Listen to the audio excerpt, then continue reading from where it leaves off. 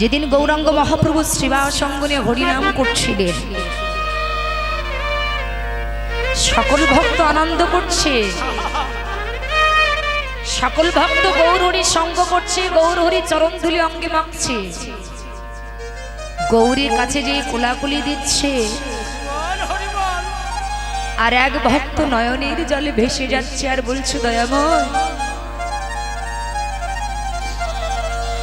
আমি কত জন্মান জন্মান্তরের অপরাধী, সকল ভক্ত তোমার কাছে যে তোমার নাম করছি, আনন্দ করছি, তোমার চরণ ধুলি অঙ্গে মাখছে, কিন্তু দয়াময় আমি যে তোমার কাছে যে তোমার চরণ দুটি আমার হৃদয় কমলে জড়িয়ে ধরবো, কিন্তু আমি তোমার কাছে যেতে পারছি না।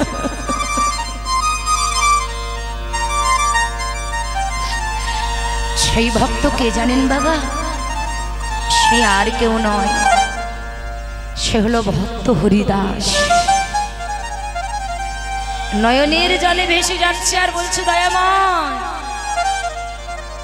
আমি যে তোমার কাছে যে তোমার চরণ দুটি আমার হৃদয় কমলে জড়িয়ে ধরবো, কিন্তু আমি ধরতে পারছি না।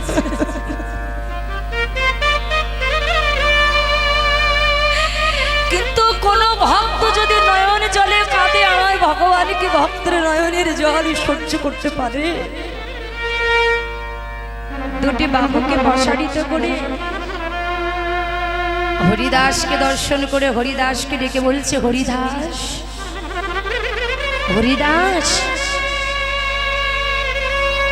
তুমি অমন করে নয়নে জলে কাঁদছো কেন? এসো আমার কাছে এসো।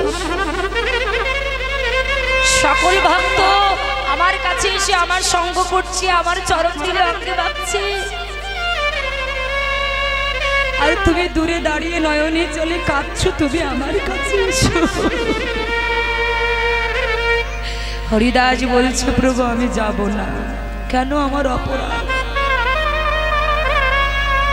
দয়াময় আমি যেদিন জন্মগ্রহণ করেছিলাম, সেদিন আমার পিতা মাতা মারা গিয়েছিল, আর আমি প্রতিপালিত হয়েছিলাম একটা মুসলমানের ঘরে। আমি মুসলমানের অন্ন খেয়ে বড় হয়েছি।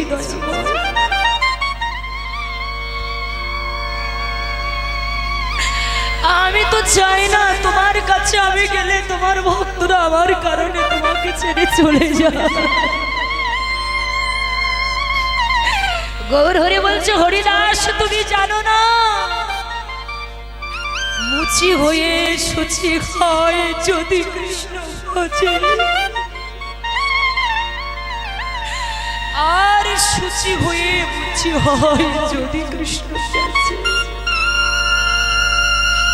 হরিদাস তুমি যে আমার কাছে কি, আমি তোমায় কি দিয়ে বোঝাই বলো? আমার এই বুকের ভেতরে যে পাথর দেখছো না, এর ভেতরে একটা পাথর হচ্ছে তুমি। তুমি যদি নাম না করো আমি শান্তি পাই না, তুমি যদি নাম না করো আমি আনন্দ পাই না। হরিদাস তুমি কি জানো, তোমাকে 22 বাজারে নিয়ে গিয়ে যখন বেত্রাঘাত করেছিল, তোমার পিঠে যত চাবুকের বাড়ি মেরেছিল, তুমি ততবারই কৃষ্ণ নাম বলেছিলে, আর ততবারই বেতের বাড়ি আমার।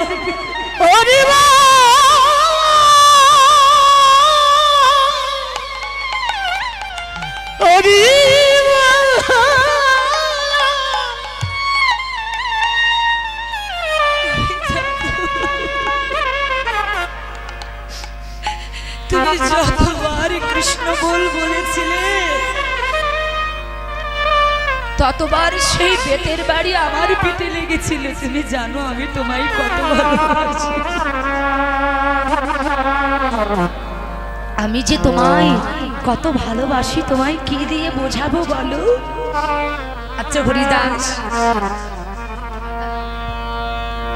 এ জগতের ভক্তগণ এরা আমার ভজন করে আমার কাছ থেকে কিছু চেয়ে নেয়, সারা জীবন তুমি নাম করে গেলে, জীবনে কখনো কোনো দিন তুমি আমার কাছে কিছু চাইলে না। বলো না হরিদাস, তুমি আমার কাছে কি চাও? হরিদাস বলছো, দয়াময় আমি তোমার কাছে চাইব, কার জন্য চাইব?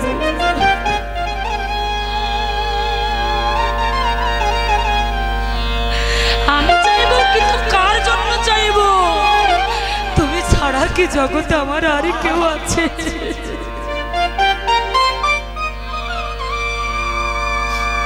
দয়াময়, আমি যেদিন হতে তোমার নাম আমার করণে শ্রবণ করেছি, সেদিন হতে আমার জীবনে যৌবন সবই কিছু তোমার চরণে অর্পণ করে দিয়েছি।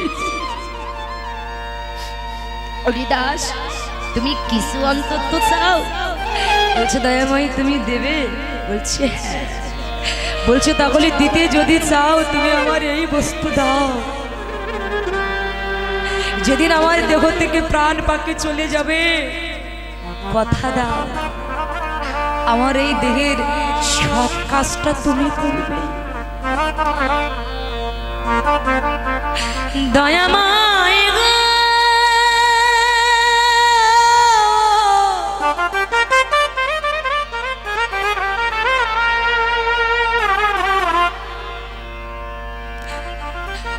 ওগো দয়াময়, ওগো দয়াময়। গৌরহরি বলছে, হরিদাস আমি জীবনে যা কোনোদিন কারোর জন্য করিনি, আমি কথা দিলাম তোমার জন্য করব। যেদিন তুমি চলে যাবে সেই দিন আমি নিজ হাতে তোমাকে কোলে নিয়ে ওই পুরী ধামে নিয়ে গিয়ে তোমার দেহের সব কাজটা আমি করব। ও দয়াময়, এটা তো আমার মনের বাসনা নয়, আমার মনের বাসনা একটাই, আমি যেদিন মৃত্যু সজ্জায় সজ্জিত হব সেদিন হয়তো আমার নয়ন আর দেখবে না, চরণ আর চলবে না, এই কর্ণ আর শুনবে না, এই কণ্ঠটা কপে রোধ হয়ে যাবে। একটা মানুষ যখন মৃত্যু সজ্জায় সজ্জিত হয় তখন কারোর নয়ন আগে চলে যায়, কারোর বদন আগে চলে যায়, কারো চরণ আগে চলে যায়, তার আর কারো কণ্ঠ কপে রোধ হয়ে যায়, তার আর কথা বলার শক্তি থাকে না। বাবা, এই প্রার্থনাটা শুধু হরিদাসের নয়, এখানে যারা আমরা আছি প্রত্যেককে আমরা কে কখন কেমন ভাবে চলে যাব আমরা জানি না। এখানে আমরা যারা বসে আছি সবাই প্রভুর চরণে নিজেকে নিবেদন করে দিয়ে বলুন যে প্রভু, আমি যেদিন মৃত্যু সজ্জায় সজ্জিত হব সেদিন হয়তো তোমাকে আমার আর ডাকার শক্তি থাকবে না, আমার কণ্ঠ কপে রোধ হয়ে যাবে, সেদিন হয়তো তোমার আর বলার শক্তি থাকবে না তোমার না। তাই সেদিন আমি বলতে নাইবা পারি, আমি আজকে তো বলতে পারি। হরিদাস বলছে, দয়াময় আমি যদি মৃত্যুর শয্যায় সজ্জিত থাকব সেদিন আমার মনের বাসনা কি জানো? কি? আমি হৃদয়ে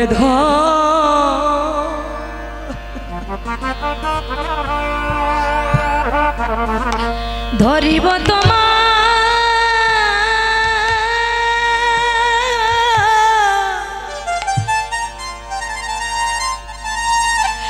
তোমারও দুটি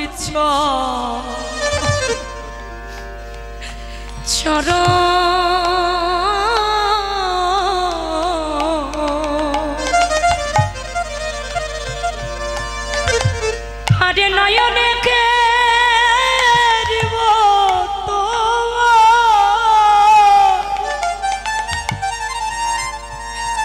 তোমারও চাঁদব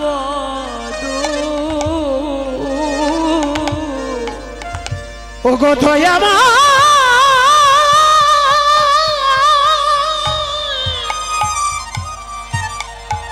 প্রভু গো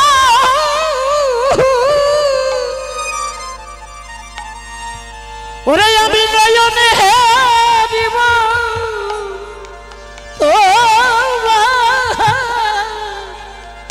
ও চাঁদবা বদন গো আরে বদনে বলিব সদা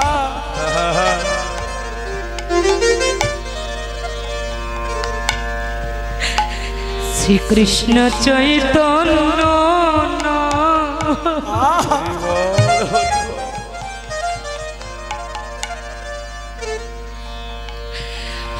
দেবতী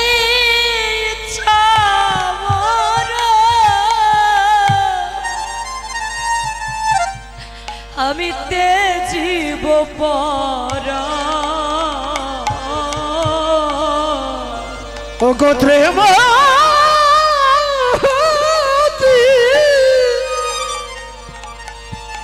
ইচ্ছা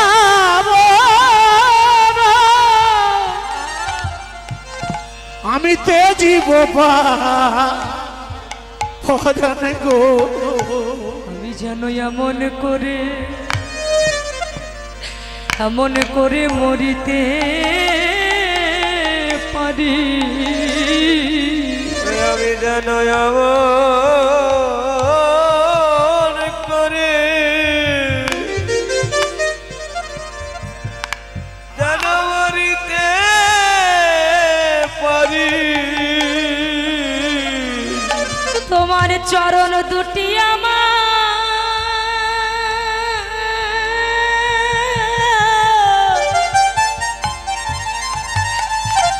আমার বুকে নিয়ে এমন করে যেন মরিতে পারি তোমার চরণ দুটি নিতাই গৌর হরিব ওরে চরণ দুটি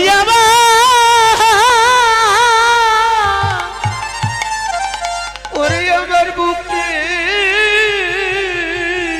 হরিদাস যখন নয়নে জলে কাঁদছেন গৌর হরির চরণ দুটি জড়িয়ে ধরি তখন গৌর হরি দুটি বাহুকে প্রসারিত করে বললেন একবার আয়াই ভক্ত তোর সঙ্গ করি একবার আয় ভক্ত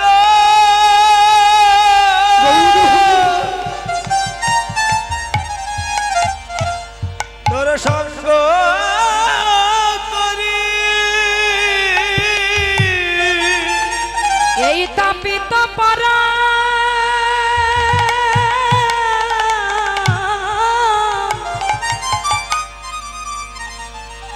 পরণ শীতল করে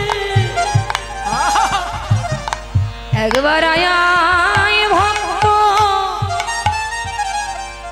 সঙ্গ করে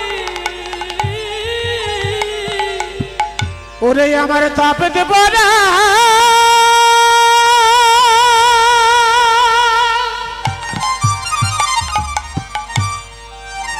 ওরে তাপতে পড়া শীতল করি ভক্তের চরণ আমার যিনি ভগবান তিনি কি বলছে ভক্তের চরণ আমার হৃদয়ে ধরে একবার আয়াই ভক্ত সঙ্গ করে ওরে ভগতের চরণ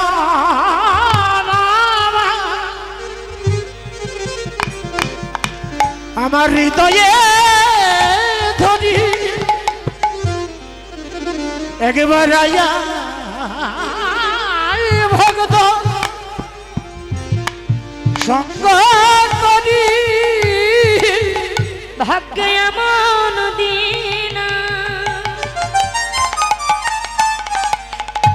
আরে হয় কি হয় আজকে শুধু ভক্ত হরিদাসের গৌর হরি নয় বাবা এখানে আমরা যারা বসে আছি কার পাখি কখন চলে যাবে আমরা তো জানি না এসো মানভিমান ভুলে গিয়ে একবার আয় ভক্ত সঙ্গ করে মানবিমান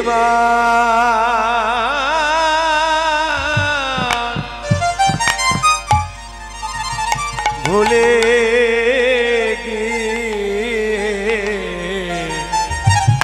একবার আয় ভক্ত সঙ্গ করি। ভক্তের চরণ আমার আমার হৃদয়ে ধরে।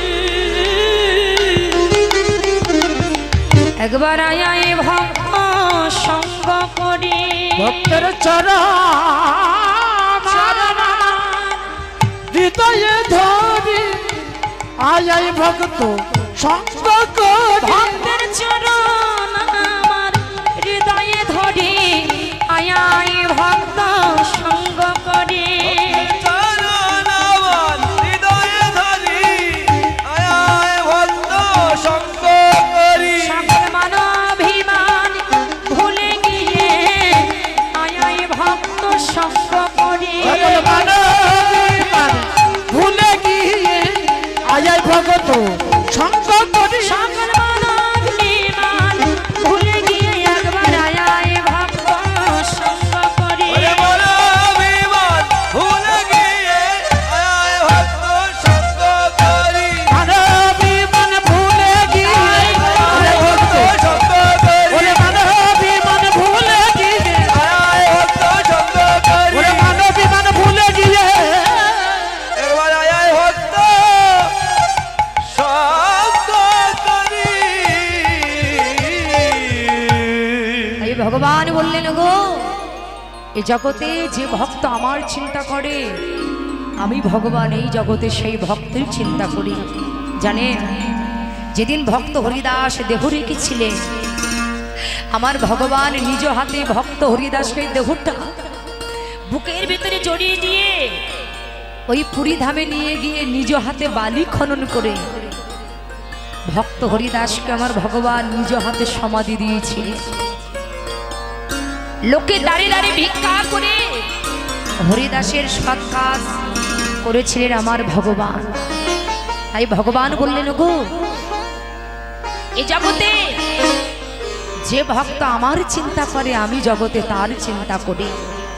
তাই গৌরাঙ্গ মহাপ্রভু আমার আজকে বেলিয়ামশান কালে সুরধরণী তীরে সকল ভক্তগণকে সঙ্গে করে নিয়ে আজকে গৌর হরি আমার হরি নাম করছেন।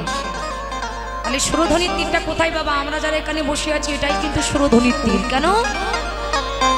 যেখানে হয় সুরের ধ্বনি, যেখানে হয় হরি নামের ধ্বনি, যেখানে হয় কৃষ্ণ নামের ধ্বনি, আর সেটাই হয় সুরধ্বনির তীর। গৌর হরি বল। হরি বল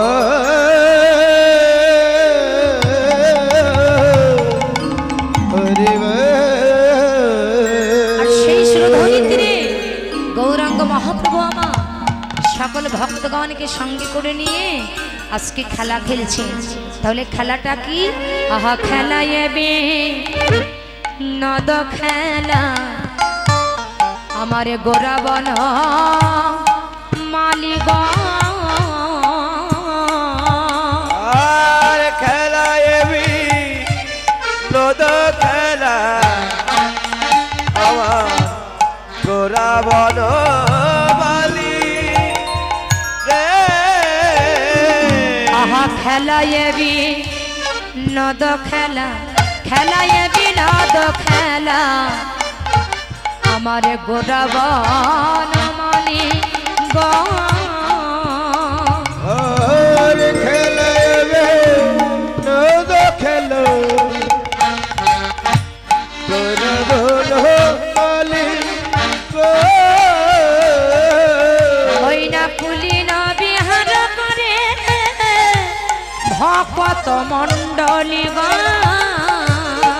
ওরে পুলি নবী হার করে ভগত ডলি রে।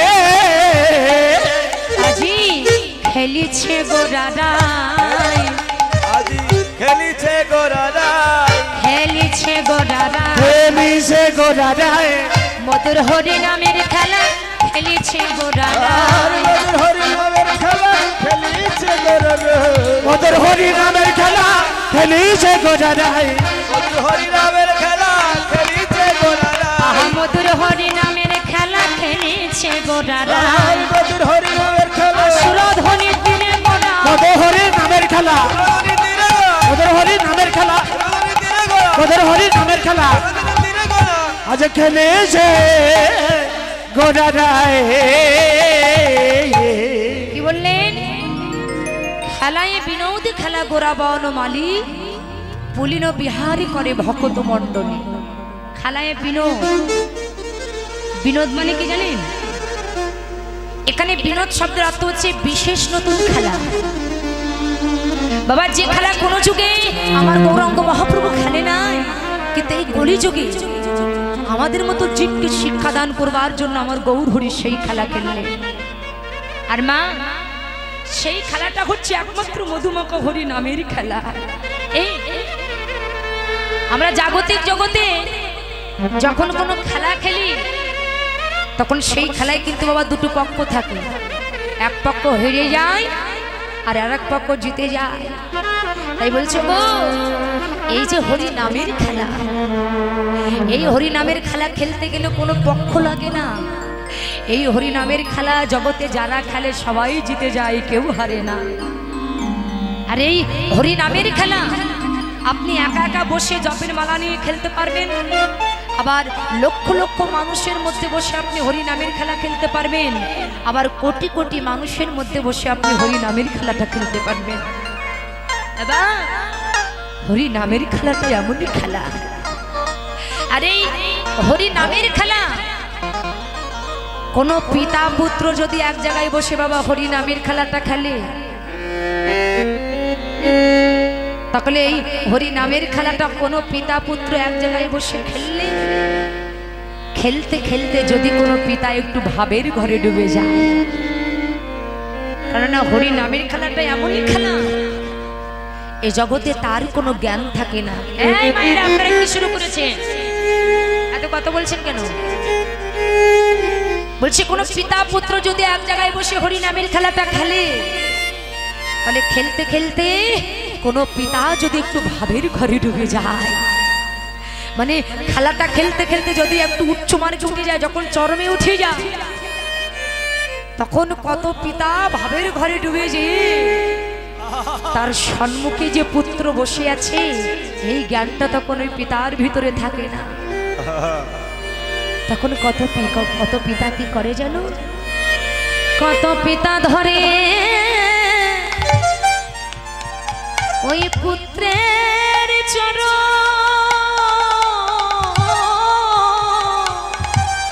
কত পিতা ধরে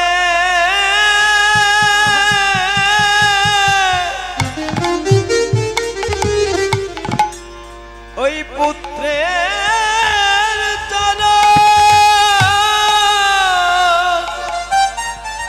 কত পিতা ধরে ওই পুত্রের চরণ ওরে কত পিতা ধরে পুত্রের চরণ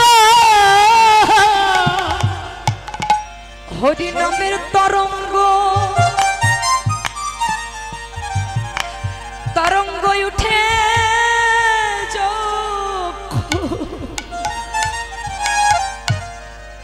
তখন কত পিতা ধরে ওই পুত্রের চরণ হরি নামের তরঙ্গ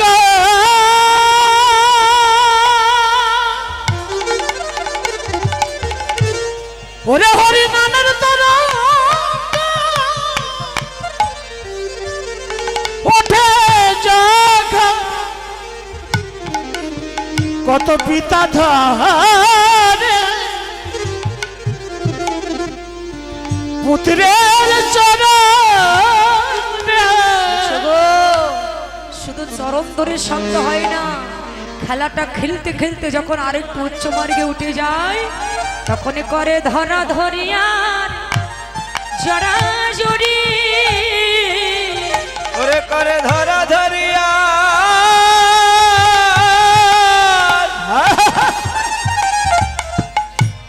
জড়া জড়ি এই ধুলাই দিয়ে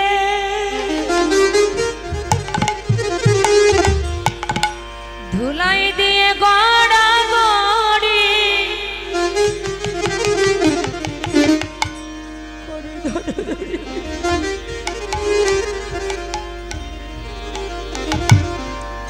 ওরে জড়া জড়ি ওরে ধুলাই দিয়ে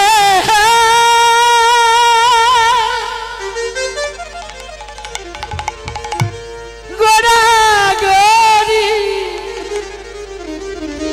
করে ধরা ধরিয়া জোড়া জড়ি এই ধুলাই দিয়ে গড়া গড়ি করে ধরে ধরে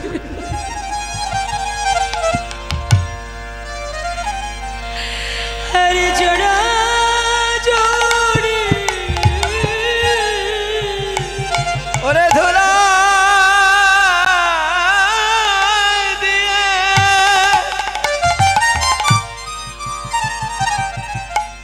গড়া গড়ি ওরে ধরা ধরিয়া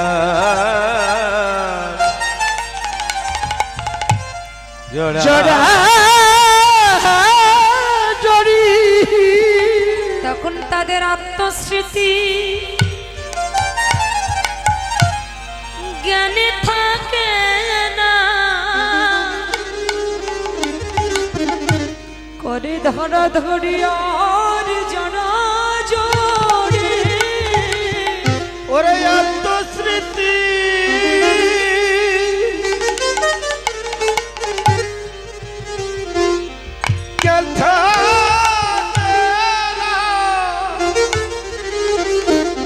করে ধর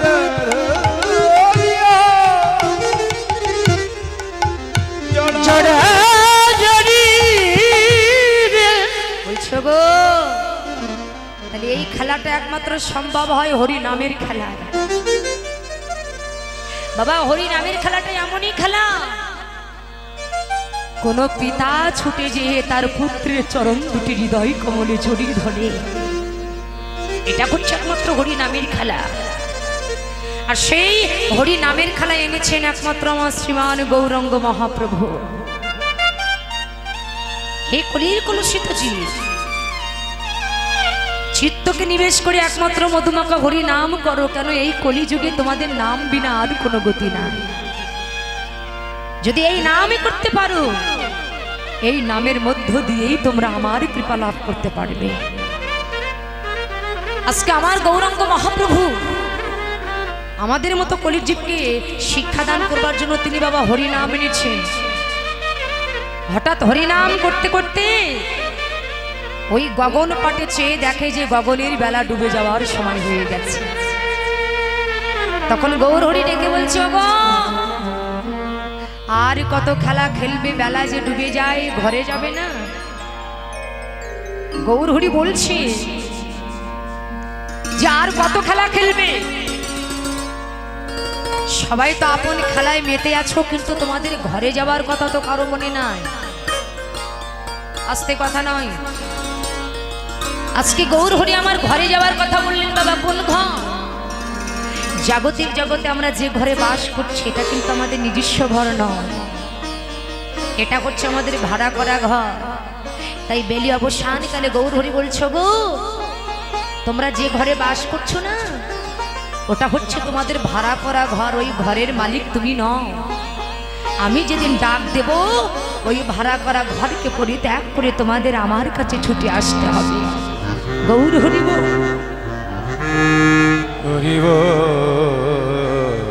হরিবা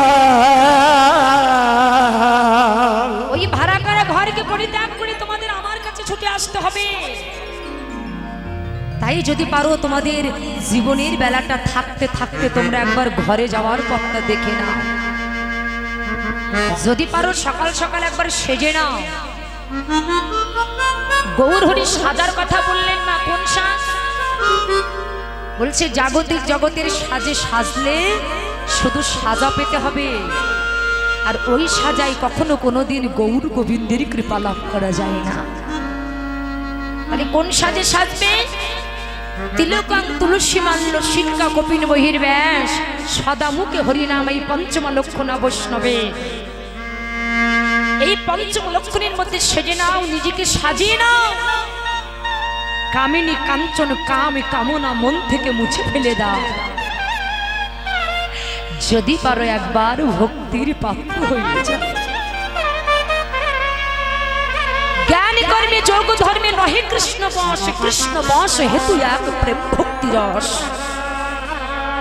ভক্তি যার কৃষ্ণ তার সর্বশাস্ত্রে কয়, ভক্তি না থাকলে কৃষ্ণ দেখিবে কিবা হয়।